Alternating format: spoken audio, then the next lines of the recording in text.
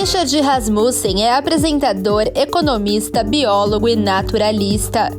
Na TV aberta, começou a apresentar um programa voltado a crianças na TV Futura.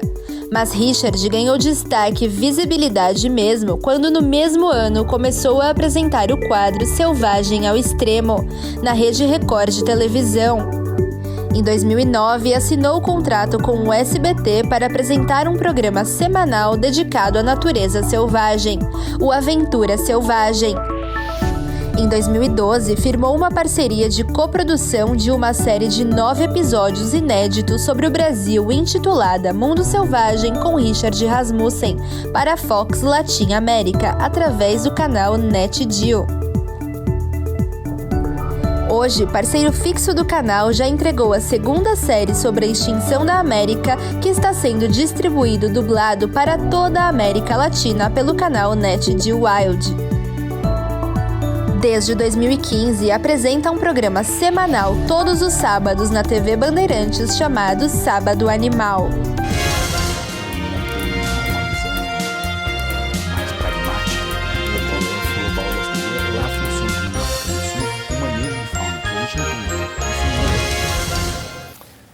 Muito boa noite. Hoje nós vamos falar sobre biologia, animais, preservação, a convivência, harmônica ou não entre o ser humano e os animais. O trabalho com animais silvestres. E o nosso convidado é o conhecido Richard Rasmussen. Richard, obrigado por ter aceito o convite. Imagina, é um prazer recebê-lo aqui. A gente já conversava um pouquinho aqui, parece que agora existe uma conscientização maior, por parte da sociedade em termos de preservação, em termos de convivência harmônica com os animais, mas tem também o outro lado da história, que a gente conversava. Parece que os animais também eles estão invadindo o espaço que o ser humano já ocupava e causando alguns transtornos. Isso é normal em vários países do mundo. Vamos começar por essa parte, e aí acho que a gente pode voltar ao começo da história. Okay. Isso é impressão ou de fato vem acontecendo? Não, vem acontecendo. Vem acontecendo. Veja, a vida dos animais ela é mais curta que a do ser humano. Então, quando a gente fala numa geração com animais, você pode falar numa geração, por exemplo, num felino. Vamos pegar a onça pintada, por exemplo. Então, você está falando o quê? 10 anos. O que nós transformamos em 30, 40 anos, nós seres humanos, nós estamos falando de 7 a 10 anos para uma onça pintada. Então, elas vão se adaptando, como nós. As nossas gerações não estão mudando. Os nossos pais não tinham ideia do que era um celular. Os nossos filhos não vivem sem. Então, assim, essa mudança ocorre também com os animais. Eles estão... É uma nova realidade. E eles estão se adaptando a essa nova realidade. Por isso que você vê uma onça pintada entrar na casa de um sujeito no Pantanal e levar o cachorro embora, por exemplo. E não vou tão longe, não seria nem no Pantanal. Aqui no interior de São Paulo, em Jundiaí, recentemente, em Jundiaí, uma cidade aqui a 50 km de São Paulo. Sim. O rapaz foi, não sei se ele foi tirar o carro da garagem, estava estacionando e tinha uma onça pintada na garagem da casa dele. Isso é... Então, a gente está num novo momento onde as proteções legais à fauna estão funcionando, na maior parte das vezes, que existe a consciência. Existe o cara que está burlando e está fazendo escondido e matando uma onça, mas existe já um coletivo de... Todo mundo sabe que matar uma onça não pode. Exato. Então, isso criou uma proteção maior. Eu estou falando da onça porque eu estou falando do pico de uma pirâmide. Quando tem onça pintada, tem o resto. Se desaparece alguma coisa aqui embaixo, na pirâmide, a onça pintada ela é um dos primeiros que vai embora. Então, se a onça está pintada, é um bioindicador que a gente chama. Se ela está lá, é porque tudo está funcionando redondinho. Então, efetivamente, a gente está conservando não só a onça pintada, mas toda a fauna em geral. Há uma conscientização coletiva maior hoje em dia. O que no nosso país é um pouco diferente de outros, e é uma questão que a gente hoje está discutindo e trazendo à mesa, é que nós latinos somos muito coração. Conservação tem que nascer aqui, mas ela tem que passar por um management, uma orientação, um projeto, e termina no bolso, que é muito caro fazer conservação. É a sensação que eu tinha. Até um tempo atrás, praticamente não existia essa conscientização e absurdos eram cometidos. Sim. Agora parece estar ao contrário. Tudo é conservação, mas também... até o nome qual seria o ponto de equilíbrio para a gente conseguir essa convivência harmônica? Esse é o próximo passo. Eu acho que é o passo que existe um pouco de resistência, porque o que acontece, especialmente aqui no Brasil, mas se você esteve nos Estados Unidos, morou lá, sabe como funciona, a África do Sul é assim também, você maneja a fauna. Você tem que brincar de Deus, entre aspas, né? Com todo respeito, mas é o quê? Tem muito disso, tem pouco disso. Quando tem pouco, tem que guardar, tem que reproduzir em cativeiro, tem que reintroduzir. Quando tem muito, tem que eliminar. Isso é natural. Então, quando no Brasil, que é um país continental, quando você pega uma espécie, por exemplo, como o queixada, que é o principal alimento da onça-pintada, o queixada... Queixada é um roedor. O queixada é um porco, é o nosso porcão. Uhum. É o maior porco. Nós temos cateto e temos queixada. É um porcão, que é a principal comida da onça-pintada no ambiente selvagem, certo? No ambiente selvagem. Porque numa fazenda, ela pode ir no boi. Lá, filhote, bezerro. Né? E é esse onde começa o conflito entre o ser humano e a onça-pintada. Ninguém mata uma onça-pintada porque não gosta da onça-pintada. É um bicho belíssimo. Mas quando você começa a perder dinheiro por conta da onça-pintada, acende uma luzinha amarela e depois vermelha. Né? Então, o que acontece? Você pega uma espécie, que é um porco selvagem, que é o alimento principal da onça-pintada e que está distribuído no Brasil inteiro. E a onça-pintada está distribuída no Brasil inteiro. Né? No Sudeste e no Sul, esse porco selvagem ele está ameaçado de extinção. Mas no centro-oeste do país, não está. Você vê hordas de porcos, né? Varas, como a gente chama de porco selvagem, que estão indo aonde? Para dentro do campo, do agronegócio. Comendo a plantação. Mas é lógico, que acha que o porco é bobo? Ele vai ficar lá na unidade de conservação e falar, nossa, que bonito aquele milho, mas eu não tenho medo. Lá não posso entrar. Não, ele entra lá. Por quê? Porque não mora gente lá. Uhum. Tem uma máquina, tem fotos, vídeos já, aqueles tratores lá, e porcos e onça junto na mesma fotografia. Então, o porco está lá.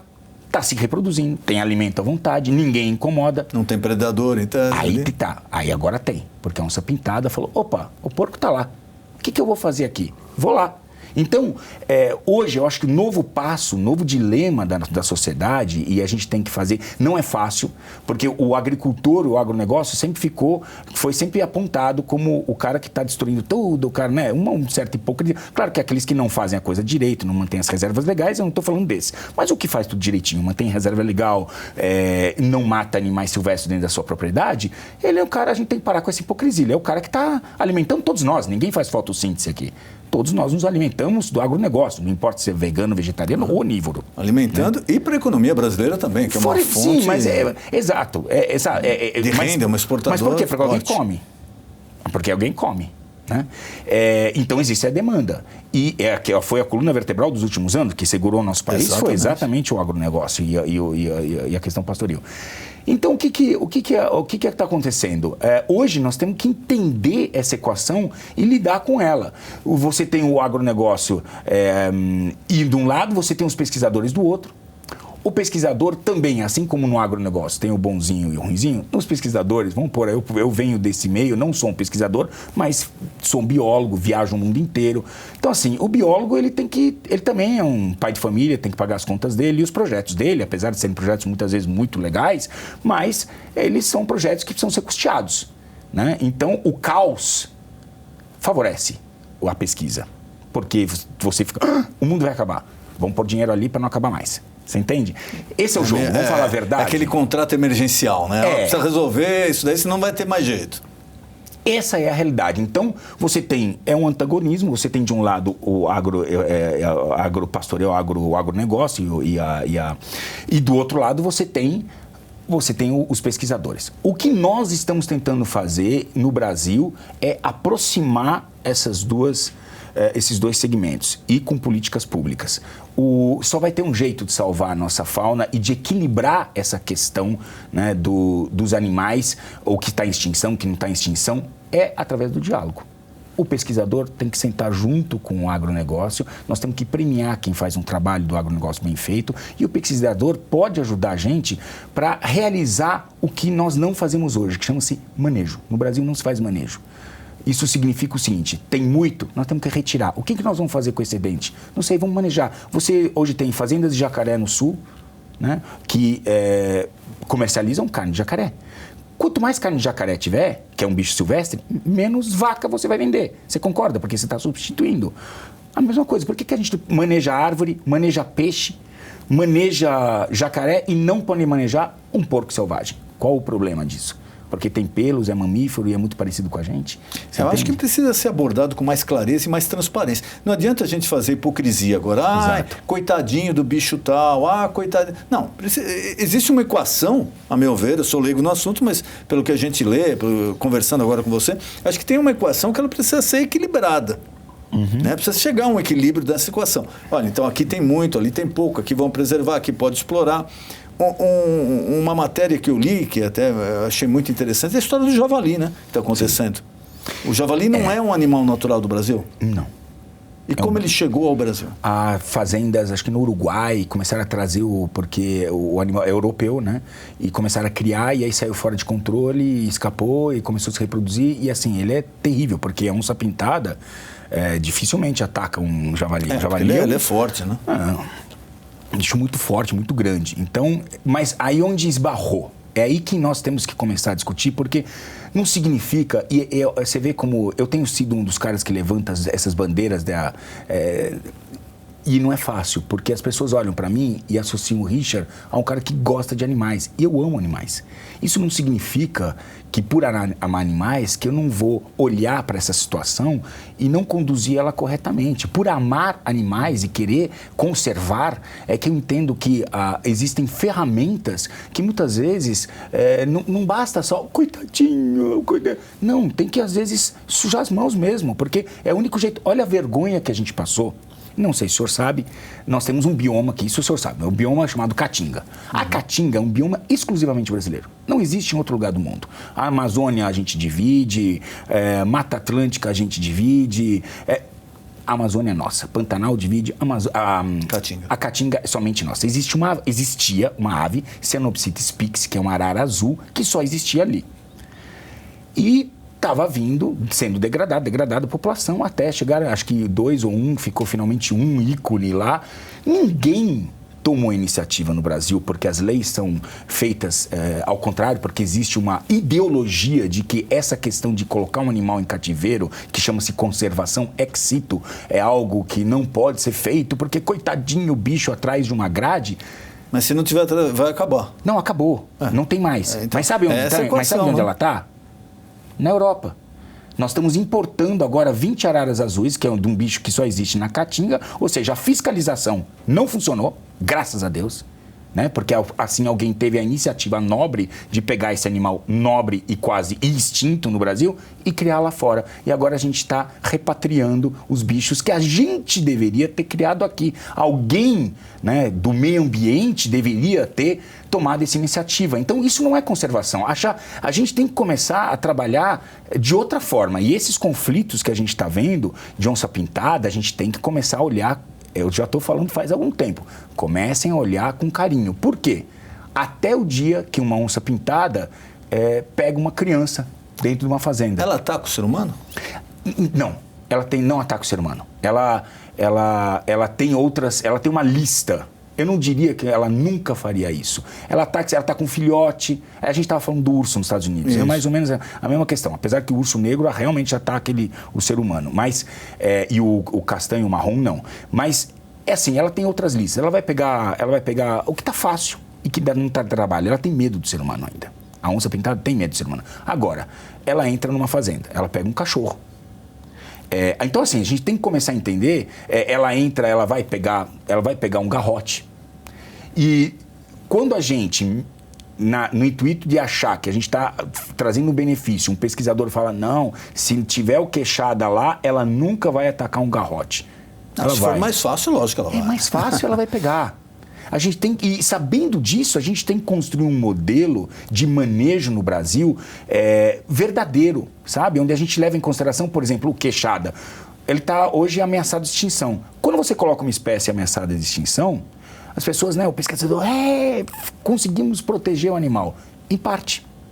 Porque no centro-oeste do Brasil, o queixada está abundante demais. Então você coloca um animal em status de ameaçado no Brasil inteiro, quando, na verdade, ele, em algumas regiões, ele está com uma superpopulação. Só que quando você coloca o animal como ameaçado, você não pode tocar mais nele, está protegido por lei. Isso não é bom. Isso não é bom quando você tem uma superpopulação em alguns locais. Então, eu acho que isso tem que começar com uma lei. Por isso que eu chamo a academia para dentro. A academia tem que realmente fazer um trabalho de casa. Não adianta só, vamos proteger. O objeto de pesquisa da academia está desaparecendo. Se a gente não trabalhar junto com o agronegócio, quando a gente fala em corredor ecológico, que é o que liga uma área de conservação a outra, não necessariamente, isso na minha escola, quando eu aprendi, era assim, tem que ter uma floresta, uma mata que liga esse fragmento a esse fragmento. Não significa isso. Um corredor ecológico pode ser um campo de soja, contanto que não tenha cachorro, não tenha alguém para dar um tiro. Exato. É um lugar de tranquilidade. Precisa uma tranquilidade para o animal sair daqui, vir aqui, sossegado. Essa história do javali, tem muitos agricultores reclamando, né? Porque eles estão comendo plantações, etc. Está liberada a caça ao jacaré? Então, o javali não pode, liberado. Tem regras para isso, mas se não me engano, tá liberada, já foi liberada a caça no sul do país. É um problema sério, porque o nome caça, nós somos outra coisa, que é um país assim, que vive, são aquelas leis, nós vivemos num país continental. Aí você olha para a Amazônia e fala assim, nós não queremos que desmatem a Amazônia. Ok. E não queremos que casse. Ok. E o que é que aquelas pessoas que vivem lá no meio da floresta, que não podem desmatar, então não pode ter criação, e não podem comer, que não podem caçar os animais que vivem ali, vão comer o quê? Então, isso é muito simples. É gente que vive embaixo do ar-condicionado, entendeu? Ditando regras para gente que está morando na floresta. Então, é o que eu falo.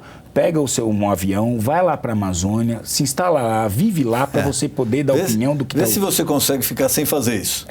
E sem nenhum auxílio. A hipocrisia do mundo moderno, de que não quer ver certas coisas. Eu como carne. E eu sei que eu sou um covarde, porque eu chego no mercado, compro um pedaço de carne, e se tivessem dado uma faca para mim para matar aquela vaca, eu não teria feito, eu não teria coragem. Mas eu vou lá e faço de conta que aquilo não é uma vaca. Não é uma vaca, é um produto que já está lá pronto. É um produto que está lá, nasceu daquele jeito, foi industrializado assim, entendeu? E então nós vivemos num mundo assim, da hipocrisia, um mundo onde a gente acha que com o coração a gente resolve tudo, e eu acho que nasce aqui. Mas a gente tem que agora planejar as coisas. Richard, agora falando sobre a Amazônia, que recentemente teve esse embate aí com o Macron, o Bolsonaro, o Trump também veio, deu palpite, um monte de gente, ecologista se envolveu, a mídia deu uma cobertura grande sobre o assunto. Você, como um profissional da área, o que é a realidade do fato da Amazônia hoje? A Amazônia, ela está numa faixa no planeta, assim como o Congo, na África, onde é uma faixa tropical, onde você tem minérios, onde você tem madeira, onde você tem riquezas. Eu acho que o Macron, ele, em primeiro lugar, o conhecimento que ele tem da Amazônia é o conhecimento que a maioria das pessoas tem de falar de um lugar que não conhece.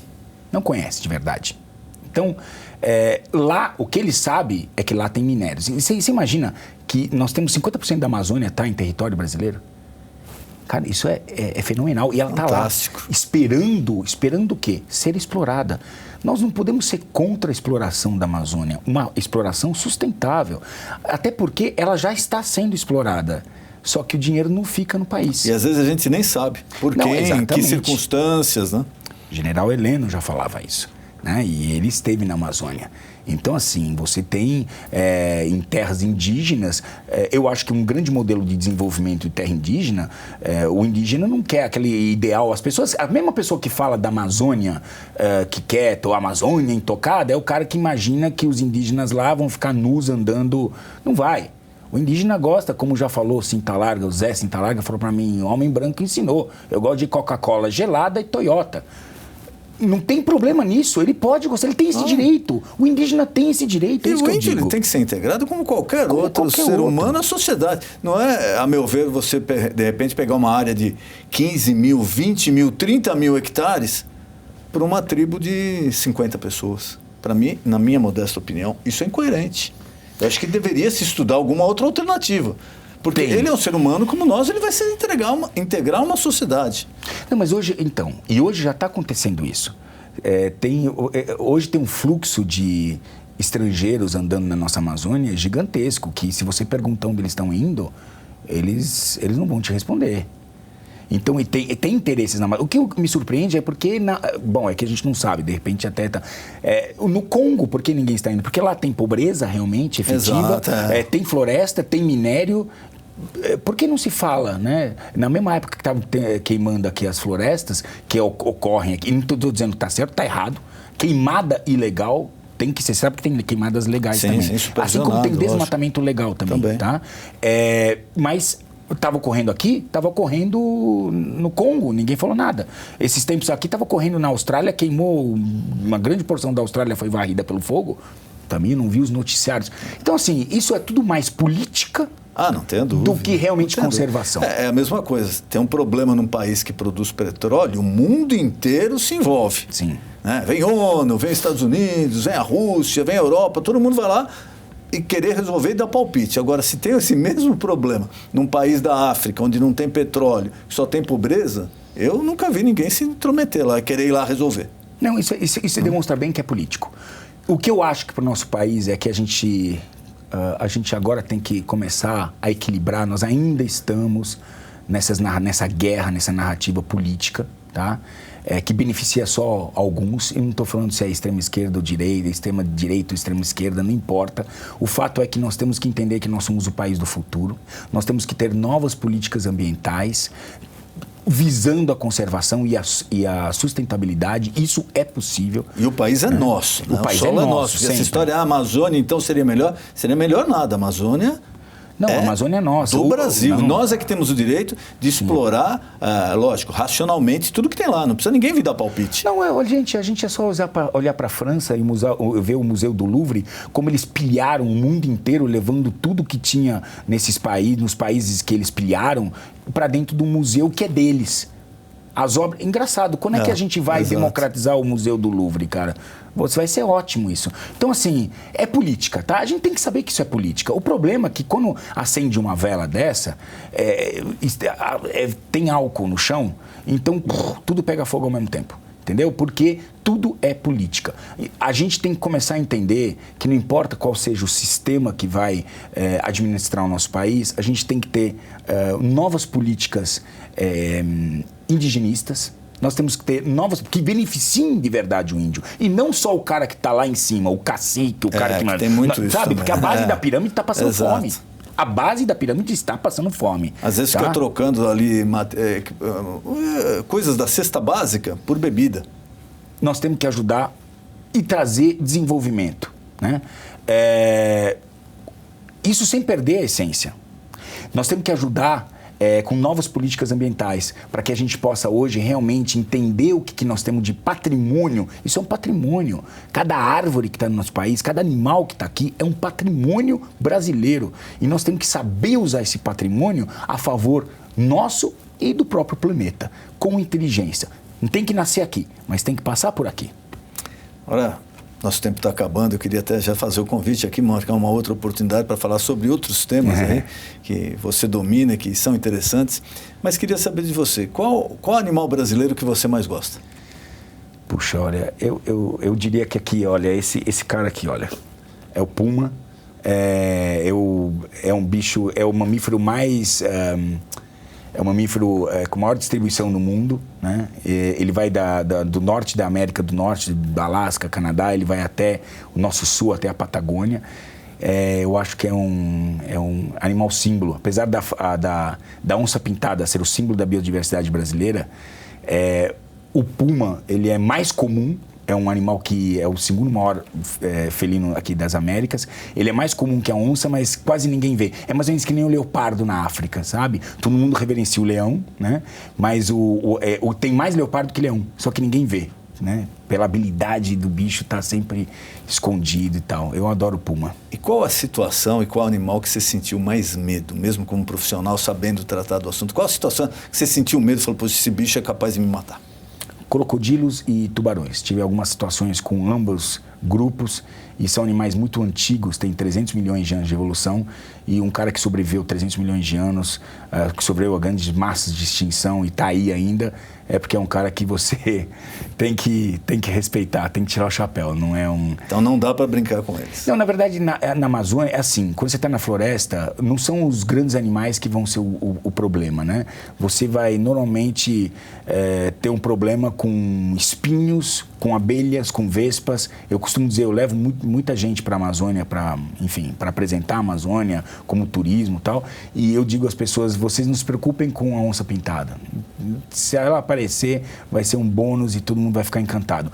Mas em termos de segurança, tomem cuidado onde vocês colocam a mão, que tem espinhos que podem atravessar a sua mão e podem ir com essa umidade, com fungos e que vão infeccionar. Você tem vespas, tem formigas aqui que são terríveis, como a tocandeira. Então, tome cuidado, não vão colocar a mão, sentar, andem com os olhos abertos, porque tem cachos de vespa aqui. Esse é o animal que pode lascar alguém lá, né? Mas, efetivamente, trabalhando diretamente com a fauna, crocodilianos e tubarões são animais muito preparados. Richard, queria mais uma vez agradecer aqui a tua presença, foi Imagina, muito bom. Foi uma delícia poder falar disso. E já fica novamente o convite. Eu queria te colocar à disposição algum contato que você queira passar, algum tema que eu não perguntei, que você queira abordar, por favor, fique à vontade. Não, eu gostaria que as pessoas conhecessem o meu canal, né? O canal de YouTube, a gente hoje, eu nasci na televisão, mas hoje a internet me deu a possibilidade de tocar em temas que eu não conseguia tocar antes.